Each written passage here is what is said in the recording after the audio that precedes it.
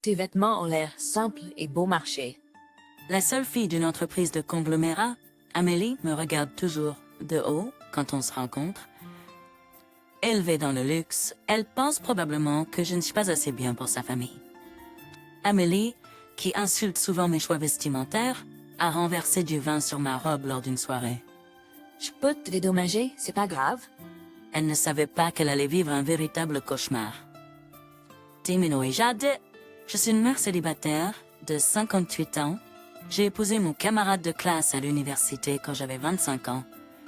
Et nous avons eu une vie heureuse. À 30 ans, j'ai donné naissance à notre fils, Gaspard. Juste quand je pensais que notre famille de 3 était établie, mon mari est tombé gravement malade. Malgré tous nos efforts, il est décédé quand Gaspard avait seulement 3 ans. Depuis, j'ai élevé Gaspard en tant que mère célibataire. Gaspard a bien grandi et a même exprimé son désir de devenir médecin. Après des études intenses, il a été accepté dans une prestigieuse école de médecine privée. Il a réussi les examens USMLE d'État et est devenu médecin. Gaspard est ma fierté et ma joie. Gaspard s'est marié il y a 2 ans, mais ma relation avec sa femme, Amélie, a été difficile. Ils se sont rencontrés dans un club universitaire et sont restés proches depuis. J'ai soutenu leur relation de tout mon cœur, voyant beaucoup de mon propre mariage dans le leur. Alors, j'ai accueilli Amélie dans notre famille quand ils ont décidé de se marier. Cependant, j'ai vite commencé à voir les vraies couleurs d'Amélie. Elle est la seule fille d'une entreprise de conglomérat. Gâtée depuis son plus jeune âge, elle obtient tout ce qu'elle veut, que ce soit des articles de luxe ou faire ce qu'elle veut. Selon Gaspard, les voitures avec chauffeur et les cadeaux de marque étaient monnaie courante pour elle. Si elle n'aimait pas un cadeau, elle envoyait sa femme de chambre l'échanger. Pas étonnant qu'elle soit si égocentrique. Après leur mariage, Gaspard est parti au Royaume-Uni pour ses études de médecine et le stress d'Amélie a commencé à s'accumuler. Elle a même fait des crises en disant « Ce n'est pas la vie de mariage que je voulais ». Elle a pris son stress sur moi depuis le début et notre relation n'a pas progressé. J'ai essayé FEP mais elle n'est pas intéressée. En fait, ses remarques condescendantes n'ont fait qu'augmenter. Un jour, je lui ai rendu visite pour partager des friandises qu'un ami m'avait envoyées. Dès qu'elle est apparue, elle a dit « Jade, tu as toujours l'air si simple et sans fioritures. » Quand j'ai essayé de répondre, elle m'a coupé en disant « Je peux te dédommager. Ce n'est grave, c'est pas grave. » Tout d'abord, ton visage est simple. Gaspard a des traits si beaux. Es-tu sûre d'être sa mère? Je peux préférer et du maquillage simple, mais ce n'est pas une raison pour qu'elle m'insulte de la sorte. Amélie s'habille toujours de façon élégante avec des vêtements, des accessoires et du maquillage top à l'œil. Et croyez-le ou non, tout ce qu'elle porte est de marque. Contrairement à toi, Jade, j'ai été élevée pour apprécier les choses plus fines. Tu ne comprendrais pas la valeur de ce que je porte, car tu es habituée aux choses bon marché, dit-elle en exhibant sa tenue. Je force simplement un sourire, ne sachant pas comment répondre. Une fois qu'elle commence à parler, il n'y a pas de retour en arrière. Alors tu travailles de la maison aujourd'hui? J'ai eu des délicieux pastéis. Tu vis la belle vie grâce aux revenus de Gaspard. C'est pratiquement comme être au chômage. J'ai une bonne raison de travailler de la maison. J'ai perdu le compte du nombre de fois où nous avons eu cette conversation. Je lui ai expliqué à plusieurs reprises que je suis financièrement indépendante et que je ne compte pas sur Gaspard. Mais elle n'écoute jamais. Tu dois avoir un travail embarrassant dont tu ne peux pas parler. Pourquoi ne pas apprendre de moi qui travaille dur? Elle est simplement au conseil d'administration de l'entreprise de ses parents, grâce au népotisme. Elle me rabaisse toujours, tout en ignorant ses propres défauts. Me voyant silencieuse, une Amélie satisfaite dit « Oh, en fait, j'ai quelque chose à te dire. » C'est. Notre entreprise célèbre son 100e anniversaire le mois prochain. Félicitations. Nous organisons une fête d'anniversaire et tu es invité. Je t'enverrai les détails plus tard, dit-elle avant de partir. Je suis surprise de recevoir une invitation de sa part, mais en repensant à notre conversation précédente, je suis triste. Pourquoi dois-je supporter ça? Mais je ne veux pas que Gaspard s'inquiète, lui qui travaille dur au Royaume-Uni. J'ai toujours eu ce genre de relation avec Amélie, où elle lance occasionnellement des remarques méprisantes sur mon chemin. Je me dis que c'est quelque chose que je peux ignorer. Plus tard, Amélie m'appelle au sujet de la fête. Juste pour que tu saches, la fête d'anniversaire sera grandiose. La famille et les associés de l'entreprise seront présents. Alors habille-toi convenablement. Gaspard sera bien, mais Jada, ne te présente pas avec un look négligé. Cela embarrasserait non seulement moi, mais toute la famille. Après m'avoir dit de m'habiller correctement, elle raccroche. Je peux facilement deviner que, par correctement, elle entend des vêtements de marque. Mais je n'ai rien qui conviendrait à une fête aussi somptueuse. Donc je suis dans l'embarras. Gaspard revient pour la fête, donc j'ai décidé de lui demander conseil. Amélie m'a dit de m'habiller correctement, mais je n'ai pas de robe qui conviendrait à son goût. Ne t'en fais pas pour ça, maman. Il n'y a pas de code vestimentaire qui dit que tu dois correspondre au goût d'Amélie. Mais quand même, tu n'as pas au moins une robe. Si, mais c'est un vieux modèle. Alors, fais-la retoucher. Problème résolu. Grâce au conseil de Gaspard, je décide de faire retoucher ma vieille robe pour l'occasion. Le jour avant la fête, Gaspard et moi décidons de déjeuner ensemble. Retrouver Gaspard après si longtemps réchauffe mon cœur. Après avoir apprécié notre repas et notre conversation, nous nous dirigeons vers le grand magasin. Après tout, je ne peux pas me présenter à une fête d'anniversaire les mains vides. Amélie, qui a un goût pour le luxe, est toujours ravie lorsqu'elle reçoit des cadeaux de designer. C'est une façon simple de la rendre heureuse. Et j'apprécie cela. Surtout si c'est Gaspard qui le choisit, elle ne se plaindra pas. D'une certaine manière, c'est un soulagement. Je suis un peu déprimée à propos de la fête de demain, mais faire du shopping avec Gaspard remonte le moral. Après réflexion, nous choisissons un élégant service de vaisselle pour qu'Amélie puisse l'utiliser chez elle. Passons à la journée fête. Vêtue d'une robe de soirée glamour, j'entre dans l'hôtel où se déroule l'événement. Il semble que Gaspard n'est pas encore arrivé. Benny. Le grand animé par la famille tout à fait les anniversaires d'Amélie et la fête a commencé. Parmi eux, Amélie se démarque dans une magnifique robe rouge entourée de gens et rayonnante. Quand elle me remarque, elle s'approche avec un air perplexe. Félicitations pour votre 100e anniversaire, je dis en lui tendant le cadeau. Elle me dévisage de la tête aux pieds. Soudain, elle m'entraîne hors du grand hall vers un autre lieu où se déroulera l'after party. Qu'est-ce qui se passe? Je demande. La question est, qu'est-ce que tu portes? Elle rétorque. D'être un peu ivre, elle est plus bavarde que d'habitude, critiquant ma robe. Puis, elle déchire brusquement l'emballage du cadeau. Tu n'as vraiment aucun goût, dit-elle en prenant un verre du service de vaisselle. Mais ça fera l'affaire, ajoute-t-elle en versant lentement du vin dans le verre. Compense ça et achète-en un nouveau. Avant que je puisse demander ce qu'elle veut dire, elle éclabousse le vin sur ma robe. La hente rapidement. Tu n'aurais pas dû porter une couleur aussi terne. Tu aurais dû choisir quelque chose de plus vibrant. Maintenant, c'est un peu plus tape à l'œil, n'est-ce pas? Elle dit. Ignorant mon choc, elle continue de m'insulter. Tu ne peux pas assister à la fête dans cette robe bon marché. Tu ferais mieux de rentrer chez toi maintenant, ajoute-t-elle. Je réalise que c'était son plan depuis le début. Me humilier. Comme c'est horrible, je murmure trop choquée pour en dire plus, mais alors la colère monte en moi. J'en ai assez. Explose. Cette robe m'a coûté 30 000 $, tu sais. Arrête de mentir. C'est pas un mensonge. Mustafa Faber-Tita, le tissu et la couture sont de marques haut de gamme que tu aimes. Oui. La robe que je porte m'a été donnée par ma mère avant qu'elle ne meure. Quand elle a su que son temps était compté, elle m'a donné cette robe pendant son processus de nettoyage de vie. C'est une belle pièce, mais je la porte plus beaucoup. C'est dommage de la garder juste pour moi, alors j'ai pensé te la donner, Jade, dit-elle en sortant également des accessoires assortis de sa poitrine. À l'époque, je ne connaissais pas la valeur de la robe, mais d'après la façon dont ma mère en parlait, je savais qu'elle était chère. Quand elle m'a offert la robe, j'ai hésité au début. C'est pas grave. Je sais que tu en prendras bien soin, a-t-elle insisté en me poussant la robe dans les mains. Je me souviens de son sourire bienveillant quand elle m'a dit « Porte cette robe pour les occasions spéciales. T'as ruiné une robe que ma mère m'a laissée. Tu me compenseras, n'est-ce pas ?» Pourquoi devrais-je croire une histoire aussi inventée?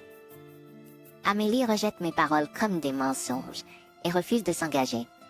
À ce moment-là, le bruit d'une poignée de porte qui tourne annonce l'arrivée de plus d'invités. Au centre du groupe, entouré de personnel de sécurité, se trouve un visage que je reconnais. Grand-père, tu veux dire président? Et Maïs, but C'est nul autre que le président l'invité au Nanef. qu'est-ce que tu fais ici? C'est un lieu séparé pour l'after party. Ah, il semble que j'ai fait une erreur. Le président rit de bon cœur, mais Amélie commence à paniquer. Un lieu séparé? Alors qu'est-ce que tu fais ici? Incapable de répondre, Amélie baisse les yeux. Le président la regarde, pris moi dans ma robe tachée de vin, et semble comprendre la situation. Séverine, Oui? quelle est la signification de ceci? Explique. Son air jovial disparaît, remplacé par une voix tonitruante de colère. Et sans voix, la chaise s'approche de moi et tapote doucement la zone tachée de vin avec un mouchoir. Cela devrait aider pour le moment. Ne t'inquiète pas, nous le ferons nettoyer professionnellement. Nettoyer professionnellement? Il parle doucement, ses yeux bienveillants. La robe souvenir de Tertanestem. Je suis vraiment désolée que ma petite fille ait ruiné la robe souvenir de ta mère. Non, merci pour le mouchoir. Et de chi, de manage de Martial. En regardant cela se dérouler, je me calme soudainement et reste là, le visage pâle. De quoi es-tu si surpris? Je t'ai déjà dit que je connaissais la mère de Madame Amélie depuis des années. Elle était l'incarnation de la beauté et de l'intelligence depuis ses années d'école. Quand elle a fait de un conteur, j'étais ravi. Je suis devenu un grand fan de son travail. Je lui ai offert cette robe lorsqu'elle a remporté le National Book Awards. Cette révélation me choque aussi. Ma mère avait dit qu'elle avait préparé la robe elle-même. Je ne pouvais pas croire qu'elle avait été envoyée par chaise. National Book Awards. Les yeux d'Amélie s'élargissent. Tu es vraiment inculte, murmure Chaise. Madame Amélie est également une célèbre auteure, héritant du remarquable talent de sa mère. Elle est une célèbre auteure. Comme je te l'ai déjà dit, il y a une bonne raison pour laquelle je travaille à la maison. Je ne suis pas dépendante de Gaspard et ce n'est pas un travail dont j'ai honte. Il y a une bonne raison pour laquelle je travaille à la maison, comme je te l'ai déjà dit. Je ne suis trop dépendante de Gaspard et c'est pas un travail dont j'ai honte. Quand? Je gardais ça secret car je ne voulais pas révéler mon nom de plume. Même les friandises que partageais l'autre jour étaient des cadeaux de mon éditeur. Tu es une fille stupide, hein? Alors tu as ruiné une robe valant des centaines de dollars? Qu'est-ce que tu comptes faire? Je suis désolée. Je pensais pas que c'était si précieux. How did I do? La chaise continue de la réprimander. Tu ne comprends pas la valeur des choses. Tu es influencé par les apparences et les marques. Tu n'apprécies jamais la qualité. Je peux pas argumenter, elle baisse simplement les yeux. Si tu ne possèdes que des robes bon marché, tu ne comprendras jamais. Franchement, t'as un goût terrible. Où ai-je mal fait en t'élevant? La chaise soupire profondément. C'est... Tais-toi, tu m'embarrasses. La chaise lance une dernière remarque cinglante. Même Amélie semble ressentir la honte. Son visage devient rouge écarlate. Après avoir terminé son discours, la chaise murmure quelque chose à sa secrétaire. Aujourd'hui est une occasion spéciale avec de nombreux associés d'affaires présents. C'est une bonne opportunité pour Majeur. Il dit de manière cryptique. Ah, mademoiselle Jade, nous vous apporterons un changement de vêtements. Profitez de la fête. Avec cela, la chaise s'en va. Quelques minutes plus tard, une femme de chambre m'aide à me changer en une nouvelle robe et je retourne dans le grand hall. Gaspard est arrivé et dit « Cette robe te va très bien, maman. » Je ne peux que sourire maladroitement. Ce soir, je décide de ne pas raconter à Gaspard l'incident précédent pour qu'il puisse profiter de la fête. Bientôt, la salle éclate en applaudissements. Bientôt, la chaise prend la parole et la salle éclate en applaudissements. Merci à tous d'être venus aujourd'hui, commence-t-il clairement habitué à parler en public. J'ai une annonce à faire. La salle bourdonne d'anticipation. Même le père de Jade, le président de l'entreprise, semble perplexe.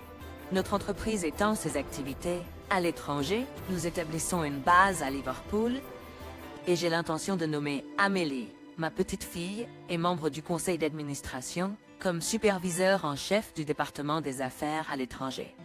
Je veux qu'elle élargisse ses horizons et contribue à la croissance de notre entreprise. Alors que des applaudissements chaleureux remplissent la salle, le visage d'Amélie devient blême. Quiconque de perspicace réaliserait que c'est essentiellement une rétrogradation. Elle a dû mettre en colère le président. Son attitude autrefois rayonnante a disparu. Elle en est perdue. Sa robe cramoisie soigneusement choisie semble presque comique. Je suis un peu désolée pour elle, mais je suis aussi soulagée.